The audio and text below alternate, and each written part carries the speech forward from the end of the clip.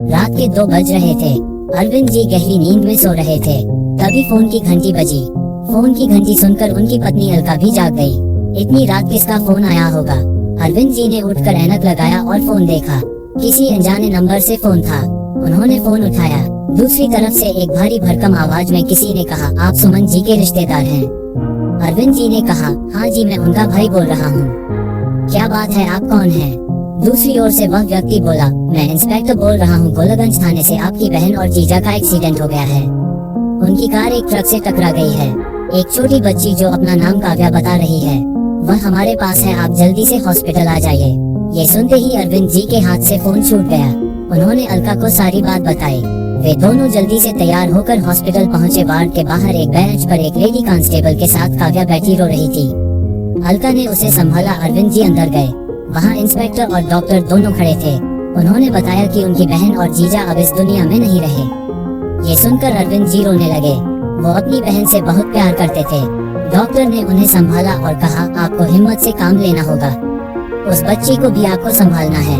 कुछ दिन में अपने आप को संभाल कर अरविंद जी ने सभी रिश्तेदारों को फोन करना शुरू किया। इस बीच पुलिस ने दोनों को पोस्टमार्टम के लिए भेज दिया। सुमन की ससुराल में कोई नहीं था, इसलिए अरविंद जी ने ही दोनों का अंतिम संस्कार किया। अब काव्या की जिम्मेदारी उनके कंधों पर आ गई थी। काव्या को वे अपने साथ घर ले आए। काव्या दिन भर गुमसुम बैठी रहती थी। अलका उसे संभालती थी, लेकिन वह उस हादसे को भूल नहीं पा रही थी। एक दिन अलका ने कहा, सुनो जी, क्या हम जीवन भर काव्या का बोझ उठाते रहेंगे? इसे किसी अनाथालय में भेज देते हैं। ये सुनकर अरविंद जी गुस्से में बोले, ये क्या बकवास कर रही हो? वो मेरी सगी भांजी है, मेरी बहन की बेटी है, वो मेरे साथ रहेगी। अलका बोली, अपना खर्च तो ठीक से चल नहीं रहा है, इसे कहाँ से खिलाएंगे? अरविंद जी ने कहा, ये समझ लो अब हमारे 3 बच्चे हैं। अलका ने गुस्से में कहा, आपको ये भी समझना होगा कि इसकी पढ़ाई और शादी भी करनी पड़ेगी। कहाँ से हो ये सब? अरविंद जी ने कहा, सब हो जाएगा, ऊपर वाला सब इंतजाम करेगा। तुम बेकार की बातें मत करो। अगर ये तुम्हारी बहन की बेटी होती तो क्या इसे अनाथ आश्रम भेज देती? अलका चुप रह गई, लेकिन अब वो काव्या से मन ही मन नफरत करती थी। सुबह अरविंद जी के ऑफिस जाने के बाद काव्या से पूरे घर का काम करवाती थी। काव्या को उसके माता पिता ने बहुत लाड प्यार से पाला था, लेकिन मामी उसे रोज मारती थी। वो पैसों की तंगी का सारा गुस्सा काव्या पर निकालती थी। काव्या हर दिन सोचती कि काश वो भी अपने माता पिता के साथ मर जाती। ये जिंदगी तो नरक से भी ज्यादा दुखदाई है। एक दिन अरविंद जी दोपहर को घर आए। दरवाजा खुला था तो वे सीधे अंदर आ गए। उन्होंने देखा कि एक रोटी जल जाने पर अलका काव्या को मार रही थी। ये देखकर उनकी आंखों में आंसू आ गए। वे किचन में गए। अलका उन्हें देखकर डर गई। उसने कहा, खाना मैं बना रही थी, जरा फोन आ गया तो इसे एक रोटी सेकने को कहा, इसने उसे भी जला दिया। काव्या के सब्र का बांध टूट चुका था। वो बोली, मामा जी मुझे अनाथ आश्रम में छोड़ आइए, मैं यहाँ नहीं रहना चाहती।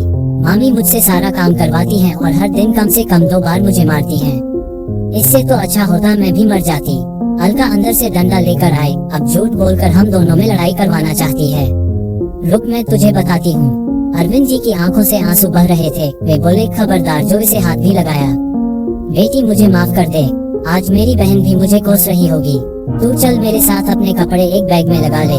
अलका बहुत खुश हो गई। हाँ हाँ ठीक है, इसे अनाथ आश्रम में छोड़ आओ, मैं भी चैन से रहूंगी। अरविंद जी बोले, अब तुम चैन से रहो, हम जा रहे हैं। कुछ देर बाद दोनों घर से निकल गए।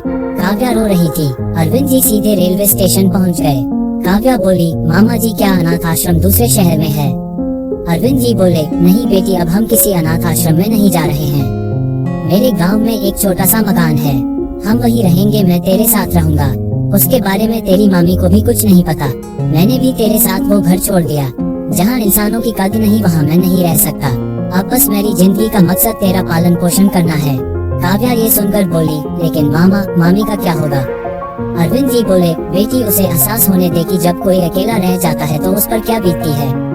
वैसे उसके मायके वाले उसे संभाल लेंगे, तू चिंता मत कर। काव्या ने कहा, मामा मेरे कारण आपको भी परेशानी उठानी पड़ रही है, मुझे कहीं छोड़ आइए। अरविंद जी बोले, कल जब मैं ऊपर जाऊंगा तो अपनी बहन और तेरी माँ को क्या मुंह दिखाऊंगा? ये सोचा है तूने? बस अब कुछ मत बोल, मैं तेरा पालन पोषण कर तेरी शादी करूंगा। यही मेरे जीवन का मकसद बन गया है। ट्रेन से उतरकर दोनों गांव के लिए एक तांगे में सवार हो जाते हैं। गांव में एक छोटा सा मकान था। अरविंद जी ने काव्या को एक कुर्सी पर बैठाया और खुद उसकी सफाई करने में जुट गए। कुछ देर में दोनों को भूख लगी। तो वे एक होटल पर पहुंच गए खाना खाने के बाद जब अरविंद जी पैसे देने गए तो होटल का मालिक रविंद्र बोला, भाई क्यों शर्मिंदा कर रहा है, अपने बचपन के दोस्त को भूल गया। ये कहकर वह अरविंद जी के गले लग गया और बोला, और बता इतने साल बाद गांव कैसे आया। अरविंद जी ने सारी बात बता दी। ये सुनकर रविंद्र बोला, एक काम कर, यहीं बस अड्डे के पास मेरी जमीन है, वहाँ तू ऐसा ही होटल खोल ले, बहुत कमाई होगी, हम दोनों पार्टनरशिप में होटल चलाएंगे। मुझे कोई साथ देने वाला नहीं मिल रहा था, अब तू आ गया है, दोनों मिलकर होटल चलाएंगे। अरविंद जी ने अगले दिन से ही होटल खोलने की तैयारी शुरू कर दी। दोनों कुछ पैसे लगाकर कुछ ही दिनों में एक होटल खोल लिया। उन्होंने काव्या का दाखिला भी एक अच्छे स्कूल में करा दिया। दोपहर को काव्या को स्कूल से लेकर होटल पर पहुंच जाते, रात तक अरविंद जी होटल चलाते और काव्या पढ़ती रहती थी। इसी तरह समय बीत रहा था। अरविंद जी ने अब कुछ पैसे जोड़ने शुरू कर दिए थे। उन्हें काव्या की शादी भी करनी थी। काव्या कभी उदास होती, उसे अपने माता पिता की याद आती तो अरविंद जी उसे समझाते। फिर वह सोचती कि मामा ने मेरे लिए अपना परिवार छोड़ दिया। ये सोचकर वह सब कुछ भूल जाती। उसके सिर पर एक छत तो है। मामा की छत्र छाया में उसका पालन पोषण अच्छे से होने लगा। धीरे धीरे समय बीत गया। काव्या अब बड़ी हो गई। एक दिन रविंद्र ने अरविंद से कहा, भाई अगर बुरा न माने तो एक बात कहूँ, मैं अपने बेटे के लिए काव्या का हाथ मांगता हूँ। मेरा बेटा शहर में डॉक्टर बन गया है। मैं चाहता हूँ कि हम इस दोस्ती को रिश्तेदारी में बदल दें। अरविंद जी बहुत खुश हुए। उन्होंने काव्या से बात की, लड़के लड़की को मिलवाया। दोनों ने एक दूसरे को पसंद कर लिया। शादी की तैयारी शुरू हो गई। रविंद्र ने शर्त रखी थी कि वह दहेज नहीं लेगा, इसलिए अरविंद जी शादी में अच्छे से दावत और मेहमानों की आवभगत, उनके स्वागत की तैयारी करने लगे।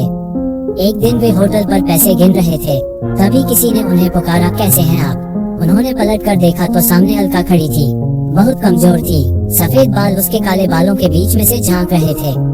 चेहरा मुरझाया हुआ था। एक पुरानी सी धोती पहने वह एक सूटकेस लिए उनके सामने खड़ी थी।